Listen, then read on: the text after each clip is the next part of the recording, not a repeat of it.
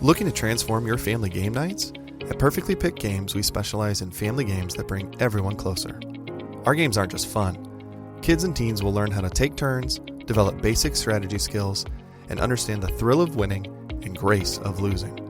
With our exclusive gift of games, you can give months of gaming excitement to your family.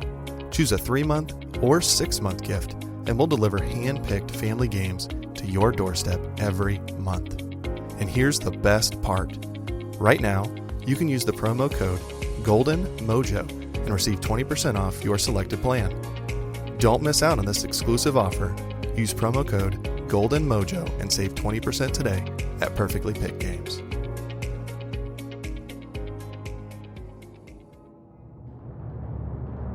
Welcome to the United States of Paranormal Podcast. Sit down and buckle up for an enlightening ride through everything cryptid, creepy, and paranormal.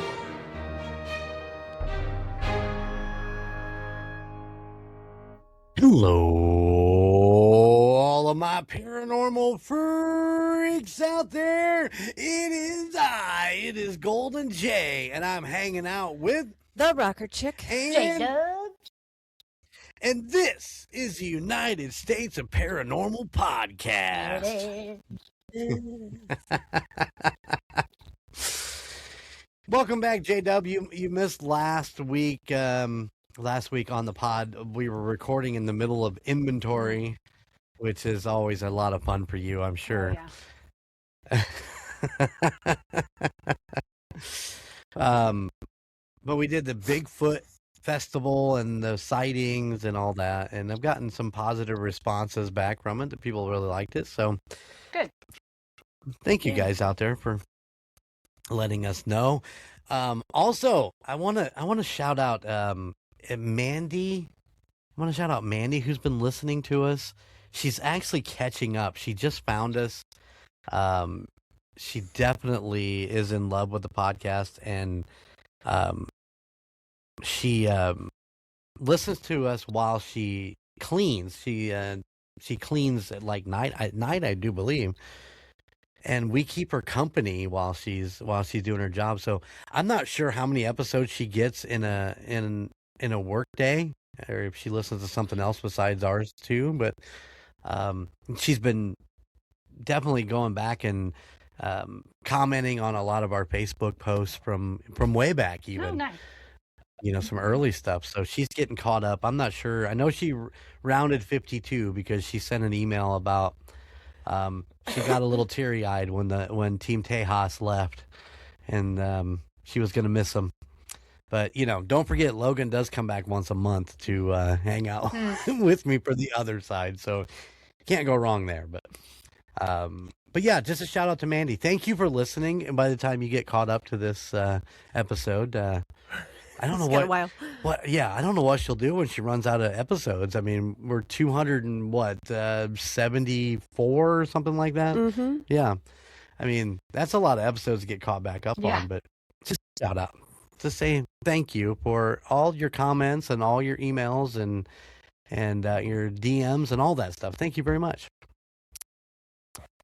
Also, I want to thank all those people that listen in other countries like Singapore or England, or I'm trying to remember all the places I looked up. Singapore was number 2 on the list past the United States. Wow.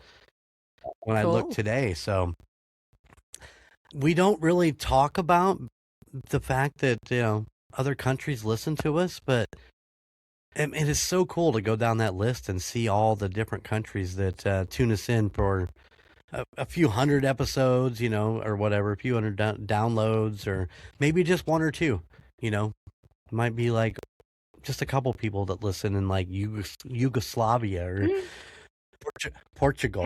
You never know. Portuguese. Here we go with that again. But yeah, I just want to shout everybody out and that don't live inside the United States that does spend some time listening to us. That's awesome, and thank you very much. And of course, you can always email us at the United States of Paranormal @gmail.com, or do a form submission at the United States Paranormal.com. or find us on Facebook and DM me. I will do my best to get back with you. So there you go. Yeah. Also, and we're 5 minutes in here, but don't forget there is a timestamp there. We do have a Patreon, patreon.com/TUSOP. Go check it out. Yeah. And of course the merch store at the United States Paranormal.com. Yeah. Yeah. Yeah. Yeah. So, how are things going? Things going good? Hard. Yeah. Keeping busy? Yeah. Everybody's keeping busy? Mm-hmm. Rocker Chick, I have a question to ask you. What's the question? Have you ever heard Oh, no. the I know where this is going. Have you ever heard the saying "jump the shark"? Oh God, no! Tell me you know this one. Tell me. Yeah, it came from Happy Days. My girl came through. I didn't watch it. Yes, Fonz in his motorcycle. Thank you. Why? Why did you ask? Those two youngins that I work with have never heard of the saying "jump the I shark." didn't watch it. I didn't watch a show. And that's fair because we are looking at what the 70s, Yeah, the it's a long 70s time for that. ago. But the idiism, jump the shark or sharp junk.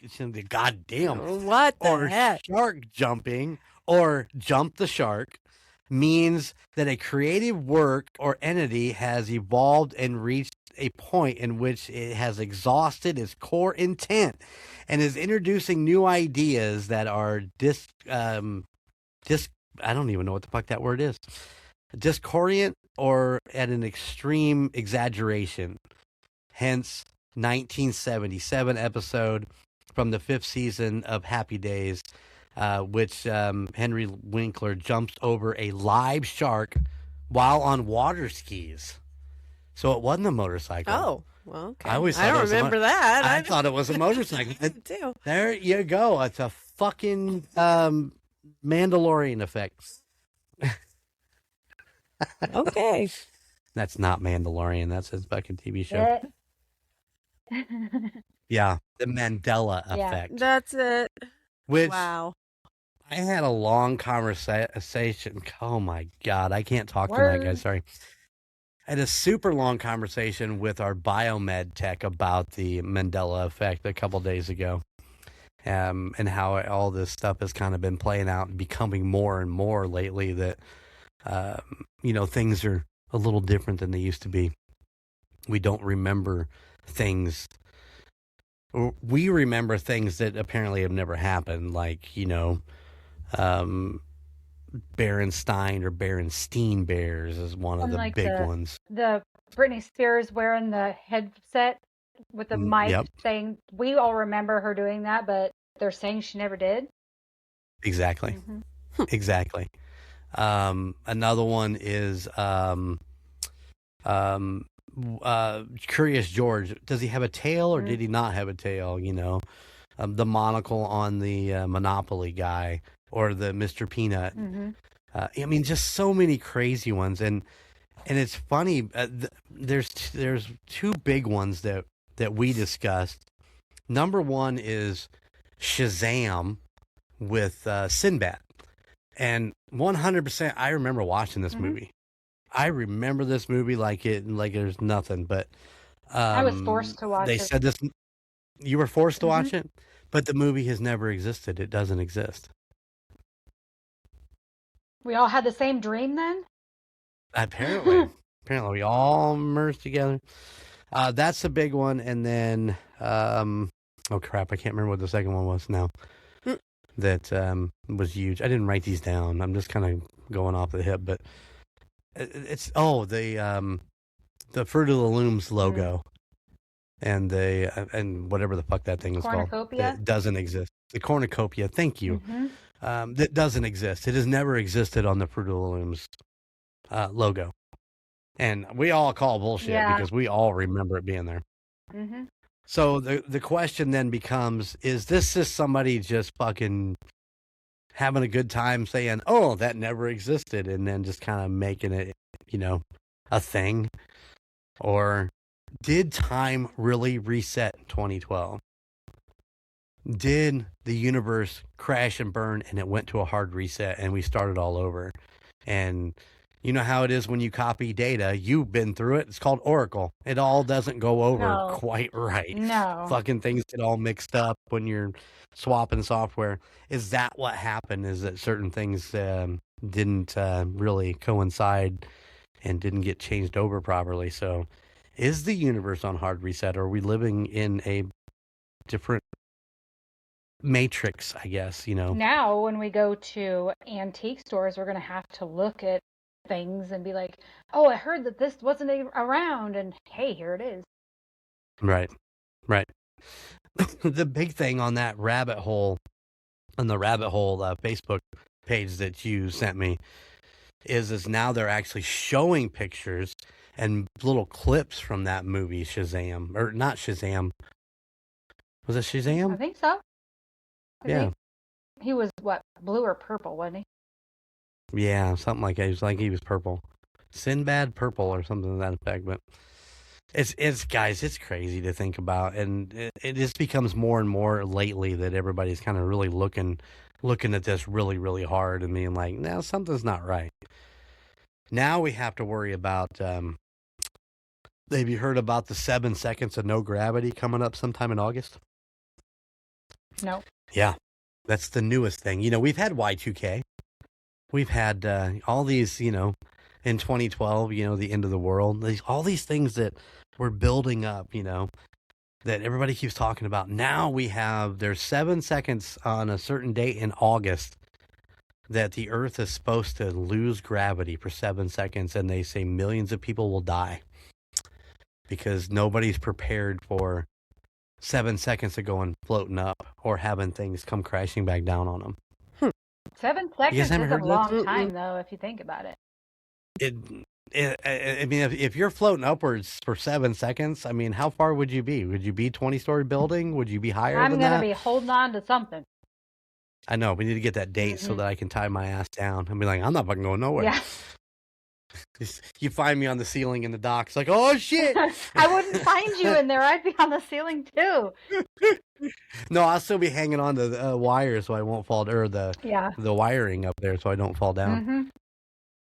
It's just one of those things that things like this keep coming up, and we keep doing this. And there was a list that somebody put out of all the things that were supposed to happen that just never did. But this Mandela effect is pretty crazy.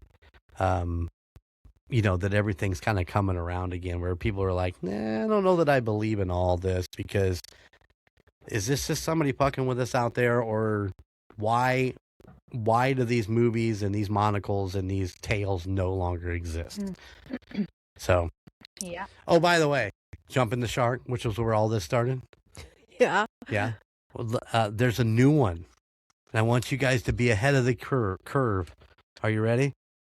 It's not that new. It was 2008. But Wow. Yeah, that's it old. might be like 18 years old, but it's called Nuking the Fridge. Nuking the Fridge. Yeah? Never heard of it?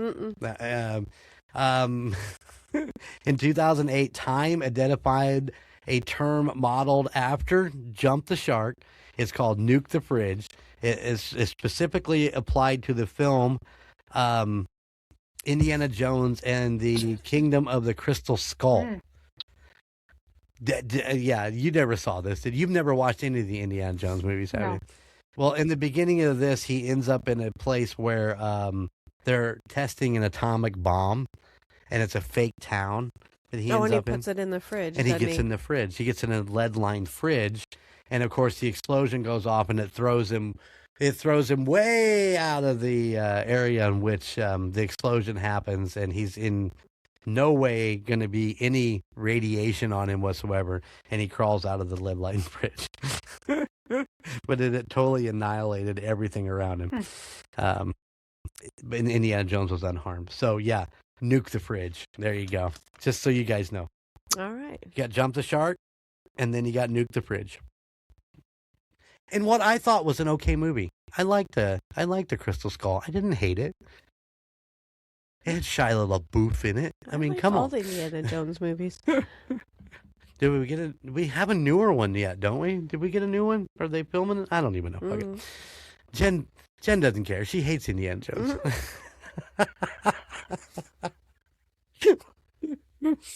It's just fun to think about. Nuke the Fridge. Put that in here.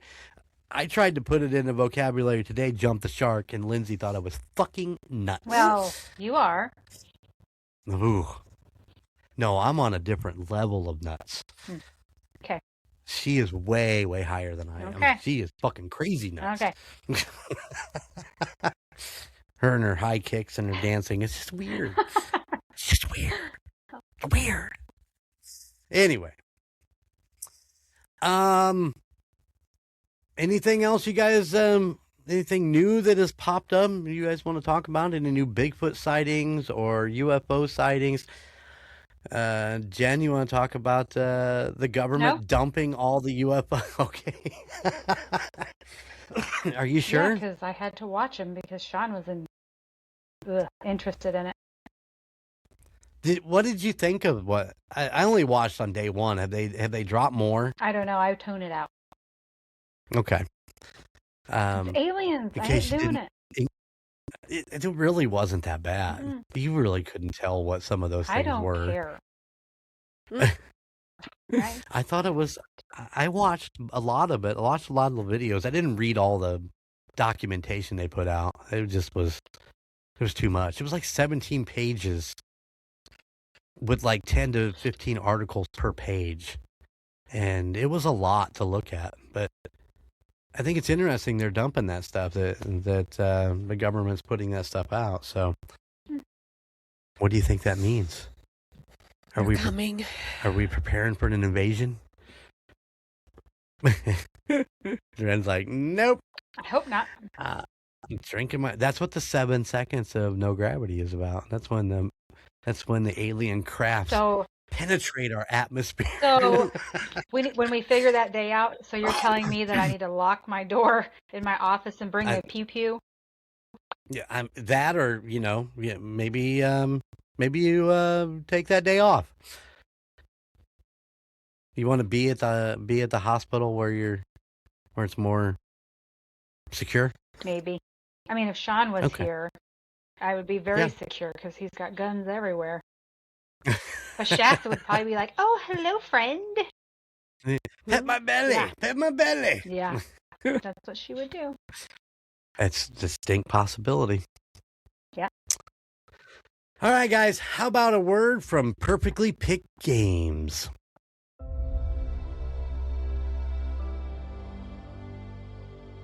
Collectors, thrifters, and savvy shoppers, listen up. Perfectly Picked Games brings you the best board game and toy deals live every week. Join our Whatnot shows on Tuesdays and Fridays at 8:30 p.m. Eastern for limited time auctions you won't find anywhere else. First timer? Use Golden Mojo to take 10% off your first purchase. Fast deals, fun finds, and big savings on Whatnot.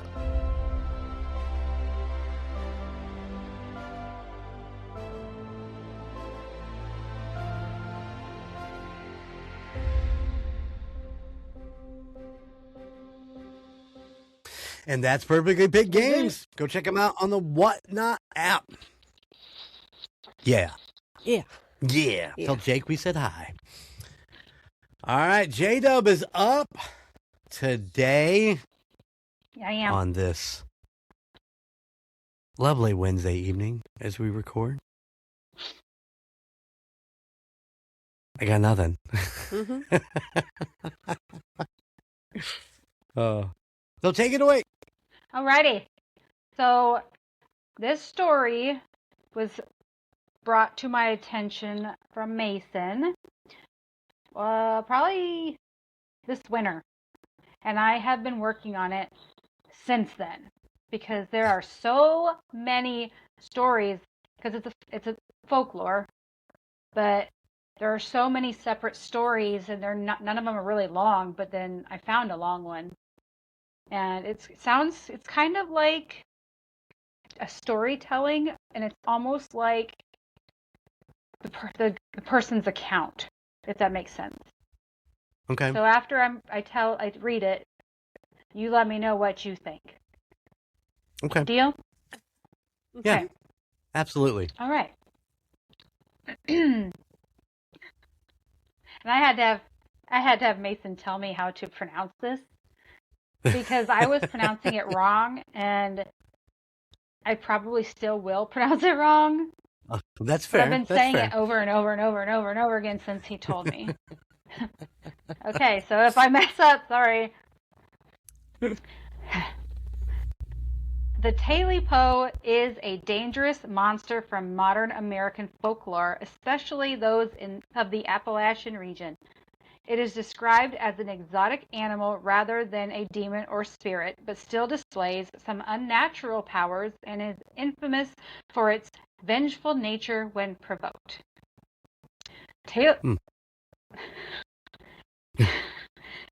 Don't provoke it. Okay. Yeah. All right. Check. Tales surrounding the Tailypos normally consist of them being shot by a hunter, losing their tail in the process. The hunter then takes the tail and invokes the wrath of the creature, which stalks them back to their cabin by the cover of night, and either proceeds to tear them apart with their claws or destroys the cabin, leaving only the chimney behind and a battered hunter. In all versions, the creature demands its tail back, showing an ability to speak despite its status as an animal. And here's the story of a man named... No, the hunters returned with hares, coons, and some does and a buck, but old Jack stayed where he was. Johnny Aberdeen says he seen smoke coming from the lee side under Jawbone Ridge, and we knew old Jack was fixing to stay up there for a while. Halloween come and passed, and old Jack stayed put. The election day came, but Jack didn't come down from the hills to vote. Thanksgiving time came, and the hunters went out to fetch turkeys from the thickets, and they said they saw the smoke coming up in curls from Jawbone Ridge. Still alive, still staying put. But the day after Thanksgiving, the weather shifted. The clouds were an off-color grayish-green, dark with snow. Betty figures that Jack was stuck in his cabin up there under the ridge, even though he had the lee. I don't know what the lee is. She tells us he was expecting bad weather, so it didn't trouble him. But she also says that his food ran out by the second week of Advent, and when she told us the rest, we knew he was dead. Snowed in with his dogs, he was. He could force his way out about a quarter mile if he absolutely had to. But it was risky moving about in the snow with the winds shifting the banks and knocking over trees without warning. So he mostly stayed put. There weren't any deer to be found or coons to be grabbed. He was just there with 3 dogs. Friday, Saturday, and Sunday. The dogs were his kin, as far as he was concerned, and he was looking out for food for them as much as himself, bringing in a few squirrels at first, then catching some mice in the house, then boiling roots and walnuts for broth. It was out of the question to put the hounds to the axe, but time was running out for all 4 of them. It was a few days since they'd had a bite, just melted snow to drink, when we think he first saw it. It was the most curious critter he'd ever laid eyes on, just scuffling in the shadows at the far side of the cabin, chasing some beetle or moth as if it was the only creature in the room. The hounds watched it warily, 'cause it was foreign to them too, and had the look of queer bogey? I don't know what that is. It was black all over and half the size of any of the hounds, something like a cat. And it looked like a cat, with pointed, tufted ears and great golden eyes that flashed green in the shadows. But it wasn't quite a cat. Not like the one that old Betty keeps and has been keeping for nigh 20 years. A strange, unaging tomcat it is, too, because its paws were clumsy and large, the size of apples, and it flourished a great, shaggy tail, black as coal and twice the length of its spine. The creature pounced on the moth or beetle and delighted at the sight of its victory. With a casual glance, it finally looked over at Old Jack. Old Jack saw its eyes, wide and glowing like two embers smoldering in a hearth. Blinked twice at him before it turned back to the crushed insect under its ungainly paw. Old Jack reached over for his gun. He handled it gently, and with the slowest movements you ever did see, without even standing up from his chair, he held the stock against his shoulder and leveled the tube at the bogey. He rested his thumb on the hammer and slowly pulled it back with a hollow steel click. The bogey's eyes suddenly rose with a jerk. They were staring right at him. Jack tilted the barrel so that it was pointed directly between the eyes, and he pulled the trigger tight with a sudden jerk.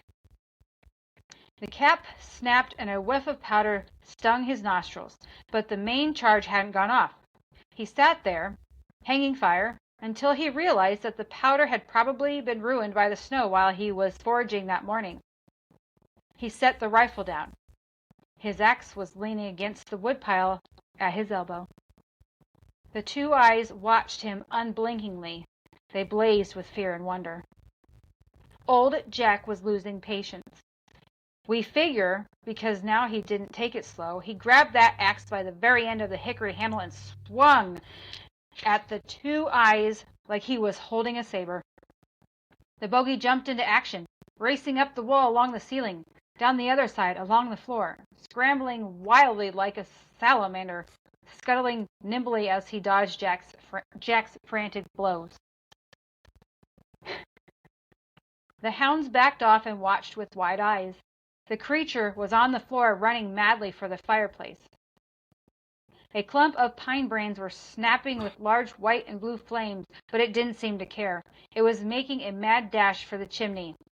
And then it was among the fire and through it going up. And old Jack knew it was now or never, and by God he swung. The bogey rushed up the chimney, but its long, black tail had been severed at the base and was tumbling into the fire. Already on ready to cook. None of it could be wasted, so he reached into the flames and recovered the bogey's tail. Compared to roots and nuts, the prospect of boiling the table into a broth must have seemed like a feast.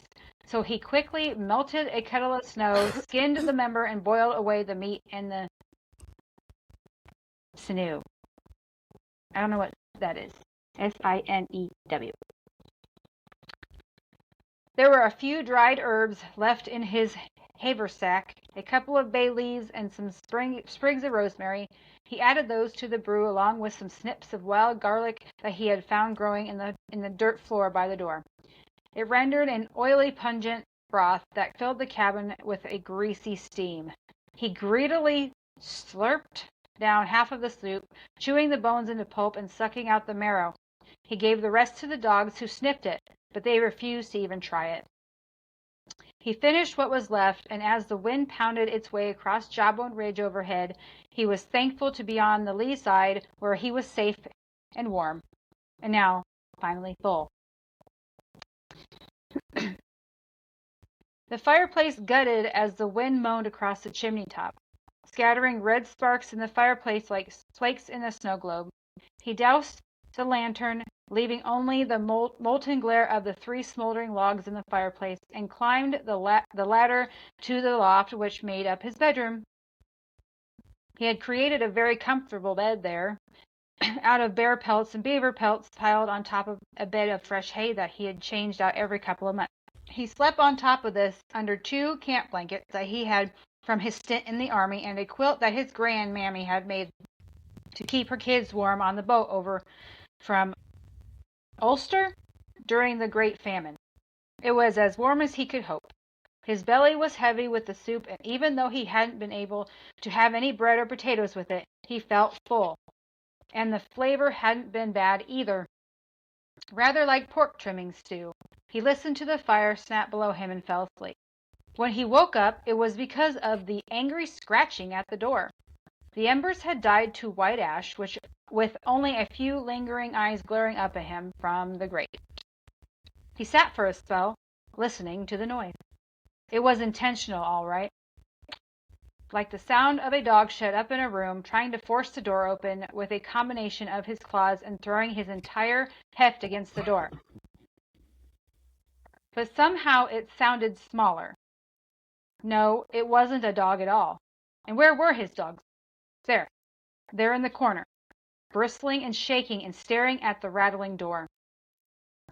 Old Jack wasn't afraid of a rabid coon or a hungry cat, or even that queer Bobbi whose tail he had just filled his belly with warm comfort. He reached for his rifle, but remembered the spoiled powder. He would have to draw the charge eventually, but in the meantime he grabbed the axe. It still had a brown smear up the middle of the blade where the tail had been severed. He gripped it by the middle of the handle and threw open the door. Nothing was there. Just a howling black gulf unbrightened by the stars or moon. The only light came from the oil lantern in his left hand, which threw a severe red glare on the dusty snow shifting from bank to bank outside his door. But there were prints in the snow near his feet. Large, awkward paw prints, strangely close together, resembling the marks of a house cat, but heavier, almost wolf-like in their heft. He walked around the door, holding the axe even tighter. The outside planks had been lacerated viciously. The old gray, weather-beaten skin was stripped with deep yellow gashes, up and down, crisscrossing, webbing wildly, as if some desperate person with a straight razor had been trying to slash his way inside. Long, gray, corkscrew peels of wood lay on the floor like the cast-offs of a carpenter's shop. As he stared down at the ravaged wood, he heard a frantic clatter and glanced over his shoulder just in time to see the three hounds, their bodies freckled with lamplight, barging through the door and down the path into the heavy snow. They had stayed with him through harsher starving times, had saved him from the attacks of 2 bears, 3 wolves, and 1 bobcat. They were scored with gnarled white scars from their combat, and were disciplined from age, experience, and hardship. And yet they ran away. Away from him. Away from the kettle that stank of the bogey's tail stew, away from the lacerated door. And while old Jack stared after them, into the formless blackness that closed in around the defensive light of his lamp, he heard something. At first he thought it was the flight of some ghastly heavy insect, or the unseasonal groan of a cicada, or the rasp of the door on its hinges. It was a voice, however, a horrible, horrible voice, harsh, gargled, and inhuman. Simultaneously hoarse and deep, frail and raspy, like that of a bitter old woman or a sleepy young boy. It growled at him from somewhere overhead. "Tailypo, Tailypo, you've got my Tailypo." The word meant nothing to Jack, other than vague allusion to a tale coupled with a childish sense of fond endearment. Looking into the trees above, he thought he caught a glimpse of 2 green cinders blazing in the dark. But in a wink they were gone. He quickly went inside with his axe and his lamp, and closed the door tightly. He barred it with shaking hands and instantly went to his rifle and nervously began to take it apart. He turned the knob on the lamp, raising the wick and casting more light around the dusty cabin. A ghostly green-white light that threw heavy brown shadows. Out came the barrel, away from the stock, and there in the breech was the wet charge of the powder like a lump of clay. He cast it into the fire where the sulphur sizzled and released brown smoke. He had just slid the barrel back into place and clamped it tight when he heard a faint, playful scratch at the door. His heart seemed to stop. There was his ammunition bag off to the side with its dry paper cartridges and the chance to defend himself. The scratching suddenly picked up tempo and volume, clattering in his ears while the door rattled against the jambs. He grabbed a dry cartridge, bit the end off, and poured the powder down the barrel, then the greased bullet, and then he rammed them home. The metallic jangle of the ramrod responding to the heavy pound of the shuttering door, and as he fumbled to apply the cap to his gun lock, he heard, muffled but strong, the same raspy moan. "Tailypo! Tailypo! You've got my Tailypo!" Without a second thought, he aimed at the spot in the door where a few thin streaks of black light were showing through the savaged wood, and pulled the trigger. The charge exploded smartly, and the ball punched through the wood and into the night. The door stopped jostling. There was no voice on the other side. He waited for a response, but none came. He stared at the door for what seemed like a quarter of an hour. Nothing happened. Old Jack was a good hunter, with strong nerve, but he had never wanted to be in town right now as much as he did in that moment. He settled the gun against the wall and wearily trudged up the ladder to his loft. He laid down on the pelts and pulled the blankets up to his jaw. He fell asleep almost immediately, but was troubled by dreams of toothless witches and grinning goblins and skeletons jigging in a graveyard. He was woken up by a crash of wood. At first he thought it was a ghoul breaking through the top of a coffin to gorge on the gray flesh hidden beneath. But when he looked up, he realized where he was and that the door had been successfully breached. Perhaps the bogey had been clawing at it for hours, or perhaps it had just flung its tiny body at the gorged boards a few times before one gave way. He reached out to his side. There was no rifle. It was downstairs. There was no razor-sharp axe. It was on the woodpile. There was no hunting knife. It was with the ammunition. It was with his ammunition bag. He gripped the quilt desperately.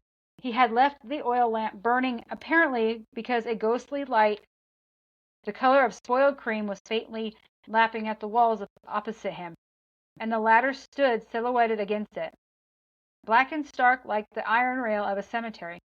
The light was pale and weak, but he could detect shadows moving around it, as if something were walking around the room below him, searching.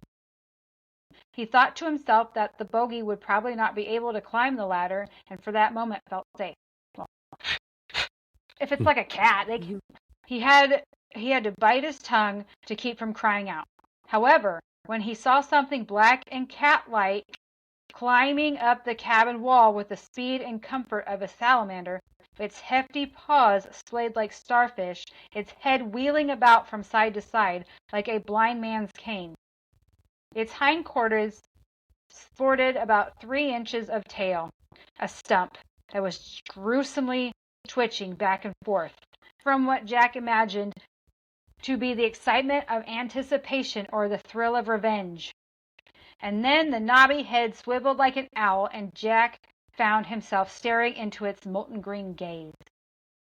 Quick as a flash, its jaws opened. Its mouth was purplish red with long yellow teeth, and a voice seemed to roll from its throat. "Tailypo, Tailypo, you've got my Tailypo." "But I don't have it," moaned Jack.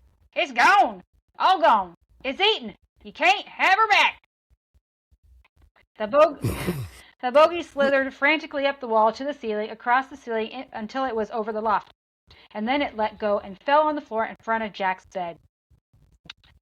There was a moment of anticipation, and then he saw 2 pointed, tufted black ears slowly rising between his feet, followed by a furry round head and 2 gleaming green eyes. "I done told you," Jack pleaded. "I ain't got it no more. I ain't got your Tailypo. It's all gone, boiled to soup and ate. I'm sorry, I don't got it." The eyes didn't blink. The head tilted curiously until it was almost perpendicular to its body, watching old Jack sideways. Its purple tongue lolled out of its mouth, and eyes sparkled. "Tailypo, Tailypo, you've got my Tailypo." "But I told you I don't." Something seemed to click in Jack's brain. The bogey was a loner like him, a rebel too. A stubborn, independent, self-reliant survivor, and he was also just as vindictive and just as unforgiving. It took just a moment for the grinning face to disappear under the blankets. Jack felt it slither towards him, felt its soft fur rub along his inner legs, felt its front paws pressing into his groin, onto his gut, and steady themselves just below his rib cage. It was purring, and he loathed the vibrations that rumbled from beneath the blanket. Just as he loathed the wetness that was spreading down his pants, and the girlish pleas that exploded from his throat as the bogey's talons shot through his abdomen and split him open with a single quick stroke. Then again, through the belly to the spine, then to the throat and down to the pelvis. Then under the ribs to the lungs, to the heart, to the stomach. Its fur was heavy with gore, its mouth was dripping and red, and with one casual slice, it ripped the stomach to ribbons, just as you would slice open the plastic wrap on a chicken breast, with a flash of a knife. And the black bile and blood soaked the blankets and spilled onto the floor and dripped to the ground. We followed old Betty's vision faithfully, and we found that most of what she said was true. He fed them when they came down the mountains, but says he doesn't think they'll ever be good hunting dogs again. He wondered at that when he saw their scars from bears and wolves, and says they must have had a terrible shock. We found the cabin with its door gouged and sliced to ribbons. A hole the size of a man's head had been punched through the center of the door, and we had to break it with an axe because it was barred from the inside. We found a bullet hole in the door near the gash, and a spent cartridge on the floor. The lamp was burned dry on the table, and the axe near the fireplace was dark with bloodstains. And there was the man himself, in his bed, stone dead. Face paper is white, clotted with putrid gore, ripped open from gullet to groin. So they didn't go until the dogs showed up. We still talk about old Jack and the terrible thing that was done to him 4 years ago when the blizzard caught him unawares and he was stuck up in Jawbone Ridge with the thing that opened him up like a fish. We don't know if old Betty's dream is all true, but young Johnny Aberdeen was up on the ridge last November hunting turkeys for the Thanksgiving dinner when he came upon a black thicket of ash trees under the shadow of the flint cliff, where you can see your breath in the shade, even in the summertime. He was resting his gun against an ancient old beech and was reaching into his haversack for a bit of black bread when he heard something up above him. It was a rattly and wispy, like the flight of a huge beetle, but he swore it was speaking. And when he told us what he'd heard, we all said that it tied it all together. And now none of us go hunting alone on Jawbone Ridge, not even for an afternoon. Up there, high in the ashes, he heard it whisper, happy and smug, "Tailypo, Tailypo, I've got my Tailypo." So it was a vision that she had. I would say that was my first question, because the detail of the story is like, how would they know what was going on in that cabin? It was just him and the dogs. Well, supposedly It was a vision. Supposedly there was another part of this story that told you about this lady. This Betty lady, she's a witch and she has premonitions, and the only reason why, like, her grandma was burned to death in the Salem witch trials, and so she has the psychic ability, I guess. But right. This was already long enough, so I'm sweating. Interesting. So was a rabid cat. A rabid cat. With elephantitis of the paws. See, now I pictured it more like a monkey. Oh. To be honest, as you're telling the story, I was thinking like a monkey, you know, with a long twitchy tail, and just, you know how monkeys are fast, you know. Mm-hmm. That's what I envisioned while you were telling the chimpanzee story. that ripped that lady's face off. Oh, that's always a good one story. Yeah, you could hear that story on Murd Nerds. They definitely covered that a few years ago. Yeah. So if you want to check that story out, I think Alicia did it, and she did a really good job. So go check out the Murd Nerds back then. So there it is. I hope I did it okay. Yeah, no, it was good. It was good. It was, like I said, you're listening to the story and you're trying to figure out.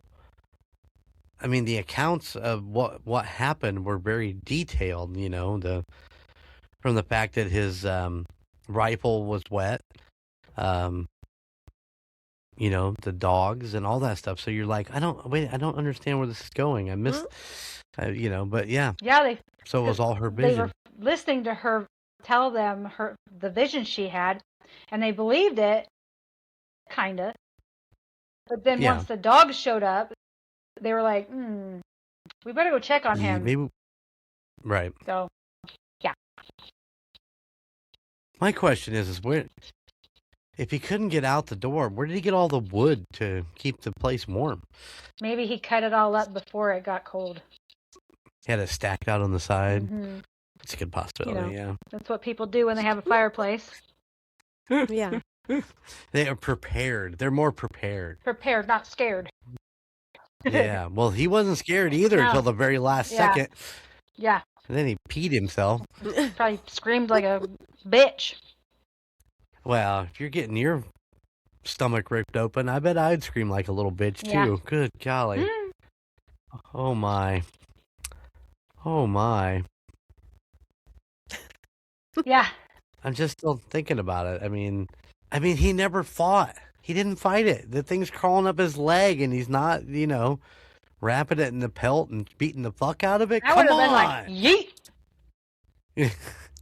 Just grab it by that stub tail and toss its ass back down out of that loft.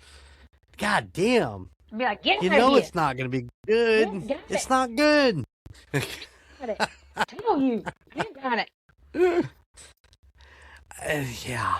Well, he got it back. Yeah. He just went in after it. Mm-hmm. Yeah, but he boiled it down. Blech. Yeah, yeah. I mean, you know there's nothing, and he sucked out the bone marrow, which is always a fun thing to think about, you know. But if you're hungry, you're hungry, so you're gonna. I mean, there's some protein in there that you got to get after. I mean, I heard about that many times, but don't know that I could have done it. I don't think. I would have just worked my way back now off that fucking mountain. Get me the fuck out of Yeah. here. The dogs made it back. It was fine. But they're fat. Yeah, that's true. That's true. All right. And what's that's the tale of the Tailypo. okay, the Tailypo. Tailypo. So how are you pronouncing it? Tailypo. Tailypo. I get Because that. it's spelled Tailypo. Okay. Tailypo. Tailypo. Tail. Like the cat's tail. Yeah. Tailypo. Interesting. All right. That was fun. Good job. Thanks. That was fun. Never cut something's tail off. No. Now you know. Nope. All right, guys. Well, now that you know the story of the Tailypo, you can go check out the United States of Paranormal.com for all of your merch needs. I just saw a post today dating back 4 years to when the boys in Team Tejas used to call it the Merch Mausoleum, I think. The Merch Mausoleum, I think is what they called the website where you could get it. But now you just get it at the United States of Paranormal.com. All right. Go check it out. Get yourself a t-shirt, coffee mug, all the good shit's on there. You could have had a calendar. It's a little late now since it's almost June, but you know, there is a calendar on there for 2026. And believe me, I worked hard on that calendar, but it's got the Rocker Chicks picture in July. I think Jdubb's in May. Mine's in February because it all coordinates with Our birthdays. Birthdays. Yeah. I did a great job on that calendar. Probably have one for 2027 also. Yay! Yeah. Anyway, go check it out. And, of course, go check out our Patreon, patreon.com/TUSOP. And don't be afraid to email us at the United States Paranormal at gmail.com or DM us on our Facebook or Instagram. Send us your stories.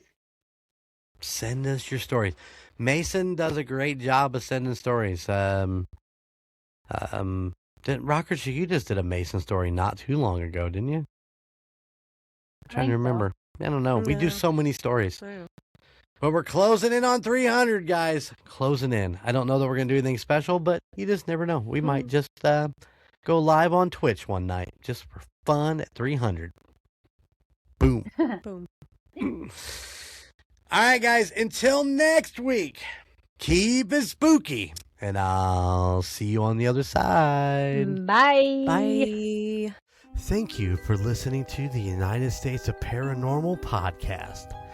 Check us out at theunitedstatesofparanormal.com, where you can find our Spotlight of the Month, Fan of the Month, and all of our amazing merchandise. Or you can find us on social media at Facebook at the United States of Paranormal, Instagram at the United States of Paranormal, and YouTube at the United States of Paranormal 1795. And don't forget, we are now on Patreon. Just go to patreon.com/TUSOP. Please check out the other podcasts in the Golden Mojo Entertainment Network of podcasts. Golden 80s, Indiana Chiefs Fans, Gridiron Kings, Murd Nerds, The Nostalgia Tug, Real Terror, and the Puck Yeah podcast. But you can still find Golden Image Podcast, A Quart of Books and Booze, and The Call Guys, wherever you stream your favorite podcasts.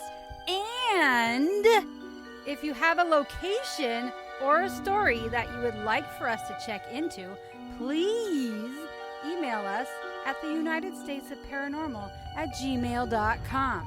Please like, rate, and subscribe wherever you listen. Thank you for all of your support. Bye.